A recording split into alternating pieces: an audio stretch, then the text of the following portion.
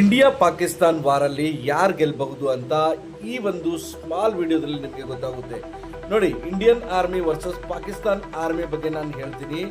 ನೋಡಿ, ನಮ್ಮ ಹತ್ರ ನ್ಯೂಕ್ಲಿಯರ್ ಬಾಂಬ್ ಅಂದರೆ ಇಂಡಿಯಾದಲ್ಲಿ ನ್ಯೂಕ್ಲಿಯರ್ ಬಾಂಬು 180 ಇದೆ, ಅದೇ ಪಾಕಿಸ್ತಾನ್ ಹತ್ರ 170 ಇದೆ. ಆಕ್ಟಿವ್ ಸೋಲ್ಜರ್ಸು 14,55,000 ಇದೆ, ಅದೇ ಪಾಕಿಸ್ತಾನ್ ಅವ್ರ ಹತ್ರ 6,54,000 ಇದೆ. ಸಬ್ಮರೀನ್ ಬಂದರೆ ನಮ್ಮ ಹತ್ರ ಇಂಡಿಯಾದಲ್ಲಿ 17 ಇದೆ, ಅದೇ ಪಾಕಿಸ್ತಾನ ಆರ್ಮಿ ಹತ್ರ 8 ಇದೆ. ಆರ್ಟಿಲರಿ ಪೀಸಸ್ ನಮ್ಮ ಹತ್ರ 7,351 ಇದೆ, ಅದೇ ಪಾಕಿಸ್ತಾನ ಹತ್ರ 4,291 ಇದೆ.